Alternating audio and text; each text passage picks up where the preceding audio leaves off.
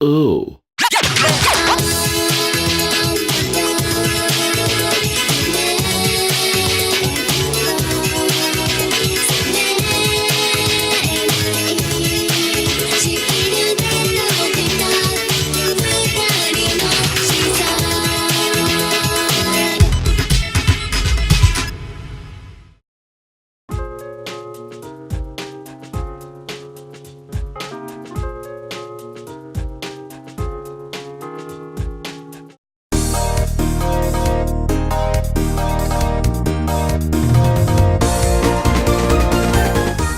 The PlayStation 2 is one of those consoles with a library that continues to surprise me. I keep thinking I've seen everything it has to offer, and yet I still manage to discover something new, and the learning experience starts all over again.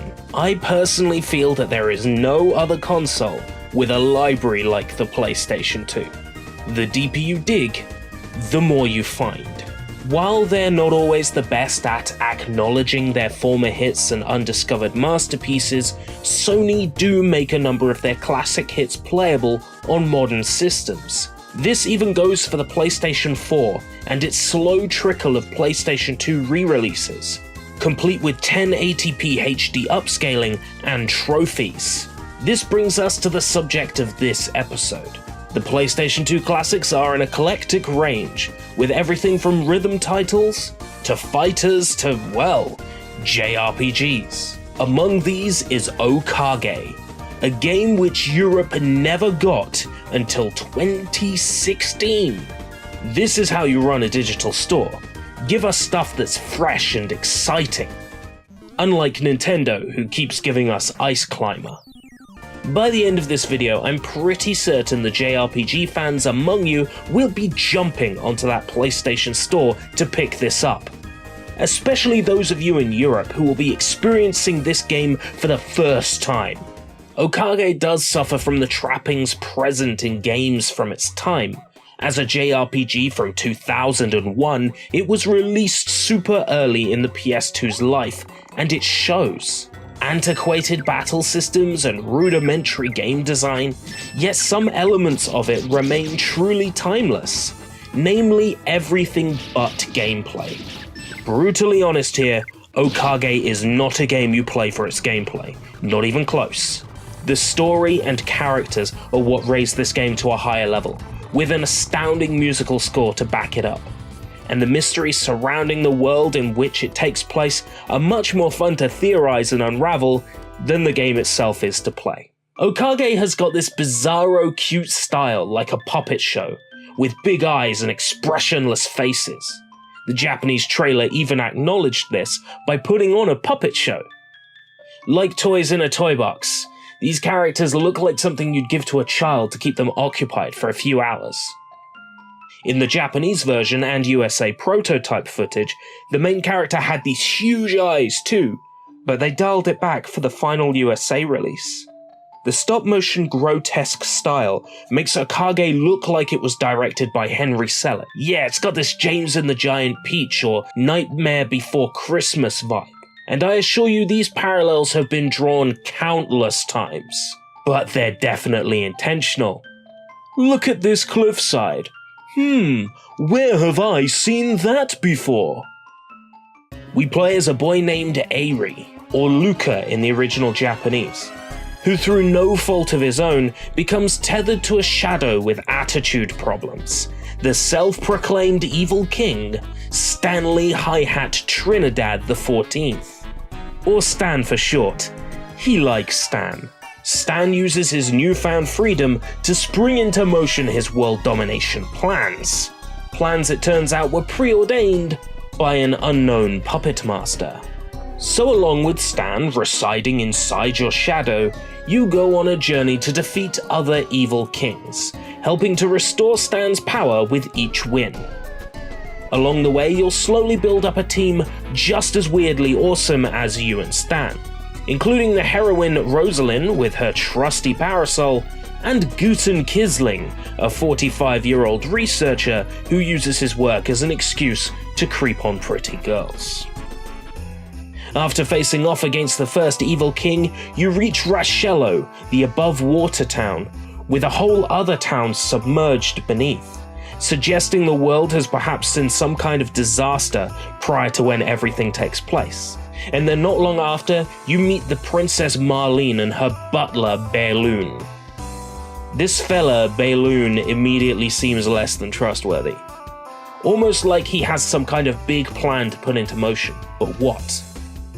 Through a small chain of events, the princess is captured and the gang heads off to the submerged tower to rescue her. This is the first major dungeon and introduces the concept of magic urns, enemies that need to be defeated in order to unlock the next floor. This place was the first difficulty hurdle I reached. The Bubble Evil King, boss of this dungeon, really caught me off guard as a fresh player. After some confusion and our main character accidentally manhandling the princess, she decides to join up with the gang to offer demoralizing support. Something seems off even now, with Stan commenting on how the princess doesn't appear to have a soul. Much later on, when you've managed to wrangle together a party of 5 and gotten through 2 infuriating boss battles, Bad Bull and teen idol Linda, who at the very least join you afterwards, you can visit the depths of Madril Sewer. This is when the story really picks up. However, I'll wait until the end of the video to discuss the rest of the story, so if you don't wish to have things spoiled, you won't need to scrub through the video. As great as Okage truly is for its time, one thing I really don't like is that combat system. Said it before, and I'll say it again. Even taking into consideration the age of the game and its contemporaries, there's something overtly archaic about Okage's combat system. You can't attack singular enemies, you have to attack enemy groups, even though most attacks target a single enemy. There is a combine system allowing you to ready up team members and get them together for one big attack, dealing increased damage. Great idea, but deliberately waiting for all team members to be ready to attack gives the enemy an opportunity to send someone to sleep and ruin the thing you've got going. Okage doesn't let you grind.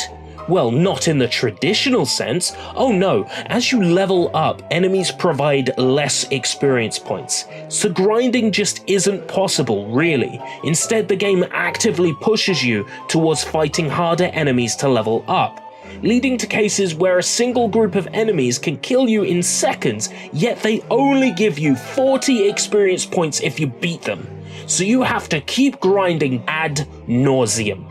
Truly, Okage's difficulty level is just a little bit higher than what might be a comfortable challenge, but at least it has the decency to heal you at every major save point. One of the game's most false economies is the special skills. They do fuck all. You're better off just mashing attacks 9 times out of 10. It feels like the majority of this game is spent in underground dungeons, fighting magical urns to open gates, standing on magic tiles to open doors or raise platforms, and some rudimentary puzzles that mostly serve to infuriate. If there is anything positive I can say about the dungeons that you spend way too much fucking time in, your first visit usually results in gaining 2 or 3 easy levels because the enemies are way tougher than you are, granted you can beat them.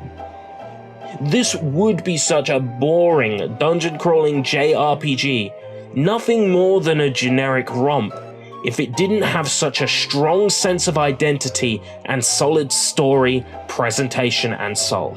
Oh, and this soundtrack is pretty killer too. James, cue up some selections, please.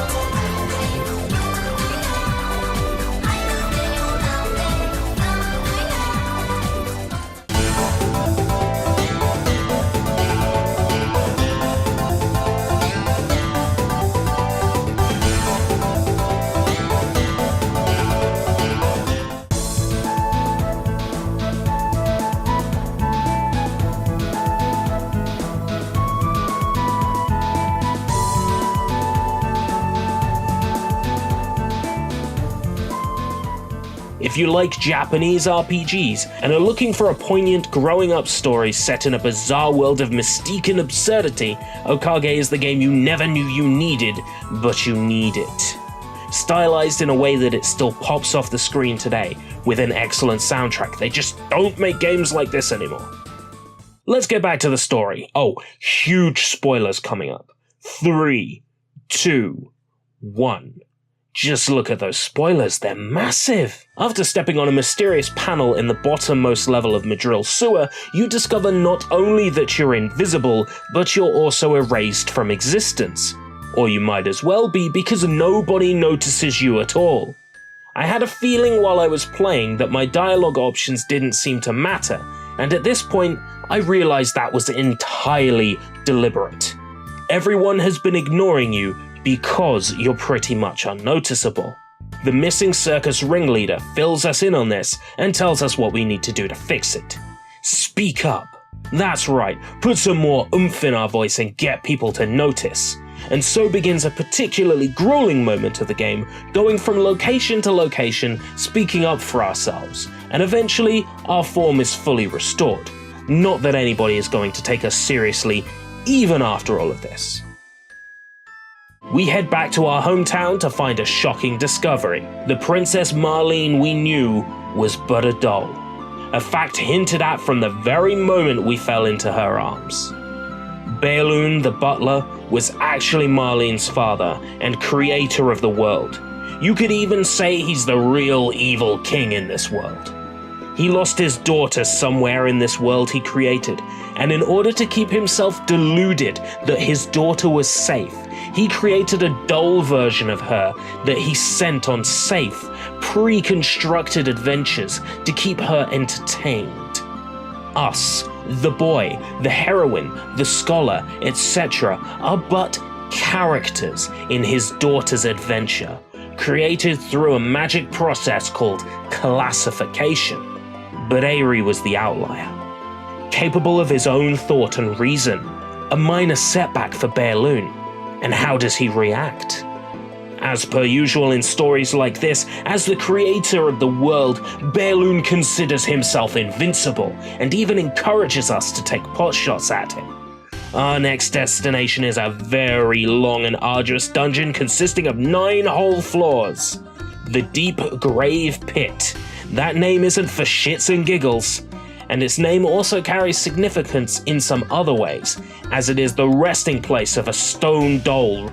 Nab the key after this long dungeon and waltz on over to the gear tower to fight Epros, an absolutely irritating boss who is immune to just about every skill and attack I tried to use on him, making kicking his ass incredibly difficult. In the end, I just kept using Rosalind's ice magic, while Airi and Big Bull provided heals. It was slow but effective. Epros defeated, and it's off to the Highlands.